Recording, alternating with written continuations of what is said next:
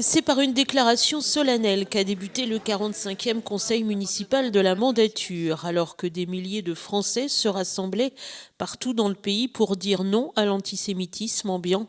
Le maire Pierre-Guy Perrier et Loïc Nolot, le leader de l'opposition, ont voulu montrer l'engagement des élus luçonnais dans cette lutte contre l'intolérance. Le pays connaît en ce moment des choses qui rappellent malheureusement les moments les plus noirs de notre histoire, avec des actes qui sont à la fois antisémites, actes et des paroles qui sont à la fois xénophobes, qui sont racistes et antisémites. Nous voulons aujourd'hui donc exprimer avec force que nous, élus de Luçon, représentants du peuple de Luçon, nous condamnons avec la plus grande force ce type de comportement. Puis le Conseil a débuté par le vote d'une motion contre le projet de fermeture d'une classe à la maternelle du centre à la rentrée prochaine. Une mesure injuste pour les élus, d'autant que la lettre de l'Éducation nationale annonçant cette mesure est parvenue avant la clôture des inscriptions. Le nombre d'élèves actuel est de 216, comme l'an passé, alors que l'Éducation nationale en compte 211. Par ailleurs, certains élèves ne sont pas pris en compte. On en revient toujours aux élèves d'Ulysse, qui, eux, sont intégrés dans les classes qui nous mènent à des effectifs de 24-25 élèves, nous, sur Luçon, dans notre école élémentaire, et entre 22 et 23 élèves sur la maternelle. Donc on est déjà bien au-delà de la moyenne départementale.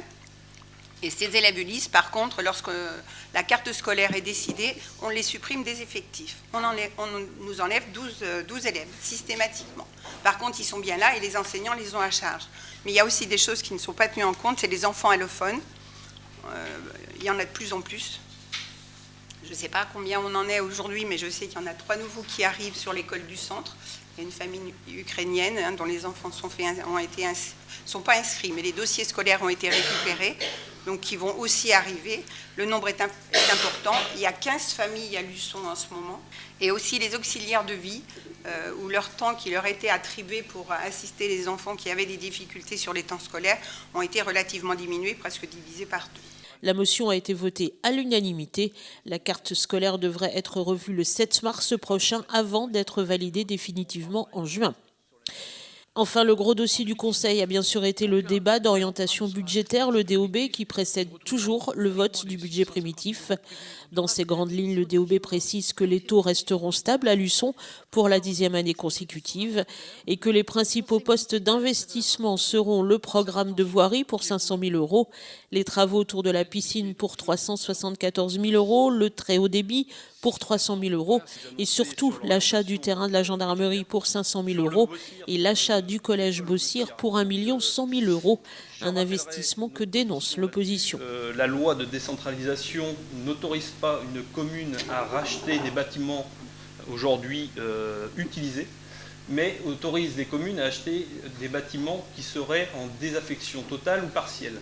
Donc, de ce principe-là, pour nous, il va y avoir ici pour racheter le collège de Bossire dès cette année. Nous ferons, comme nous avons fait sur la dernière délibération, appel à la préfecture pour connaître la légalité de cette délibération, qui n'est pas passée encore, et nous irons jusqu'au tribunal administratif pour connaître la légalité réelle. Effectivement, il y a des communes qui aujourd'hui sont propriétaires de collèges, mais elles ont dans l'obligation, suite à de gros travaux ou des travaux effectués par les départements, de leur restituer donc au département. Il n'y a pas de cas dans l'autre sens. Donc tant qu'il y a de l'utilisation d'un collège, il ne peut y avoir de vente à une commune. Voilà. Vous voulez mettre au tribunal administratif, mettez au tribunal administratif. Ce qu'il y a, c'est qu'au bout du compte, vous allez faire perdre, si jamais vous réussissez, ce dont je doute, vous allez faire perdre 2,5 millions d'euros aux Luçonnais. Donc il y a un moment, il faudra quand même m'expliquer quel est le but. Ou c'est un but politicien en faisant perdre 2,5 millions d'euros aux Luçonnais, ou bien alors c'est de dire à tout prix, non, puisqu'on rentre dans les élections, à tout prix on veut avoir raison, et au bout du compte on fera quoi? Parce que On va l'acheter ce Bossière de toute façon, hein, quoi qu'il arrive, puisque la délibération a été validée, donc il va être acheté au bout du compte. Qu'est-ce que vous allez en faire si jamais vous avez... Bon. C'était la validation sur les demandes de subvention, pas sur le rachat. Oui, mais ne vous inquiétez pas, si jamais ça s'est passé, du fait de l'État, ça veut dire que l'État va nous donner la subvention et donc que l'État est d'accord avec le rachat.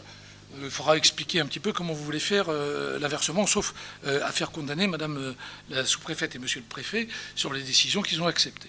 Concernant le projet des Guiffettes, le maire a rappelé que des études menées par le parc étaient actuellement en cours.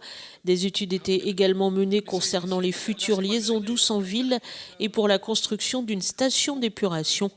Les élus se retrouveront maintenant le 2 avril prochain pour voter le budget primitif.